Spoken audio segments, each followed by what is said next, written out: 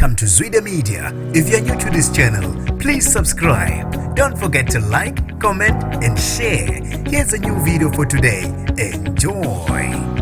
Kube Isihluku sodwa kudutshulwa kubulawa abantu abangu-14 endaweni yokucima ukoma eSoweto Orlando namhlanje ezintathakuso. Kube ukuthi balenganisela ku-23 abantu abadutshuliwe kulesigameko namanje imbangela yokudubulana ayikaziwa. Kanti-ke abantu basale beshaqekile ezinkundleni zokuxhumana ngaso lesigameko. Usiyanda Sakamza uthe akukho engakusho ngobubi botshwala kodwa kwaze kwabuhlungu sengathi imoya yabadlulile emhlabeni ngalala ngokukhulu ukuthula. Uvusi Zungu uthe ezinsukwini zalamhlanje sekukuhle ukuthi uma uphuze ngokuthula uphuzele endlini yakho ngoba ezindaweni zokucima ukoma isimo asisahambi kahle. Ugugu Ncube uthe kusho ukuthi umthwalo omusha ufuna abantu abadakiwe kodwa babulelwana abantu ngesihluku esingaka sengathi imoya yabo engalala ngokukhulu ukuthula. Mfethu abantu badlulise izimvo zabo ezahlukahlukene khona lapha ezikoleni zokuxhumana. Indaba lezi ezebhlungu endlela yamangalisayo. Ngizofisa mina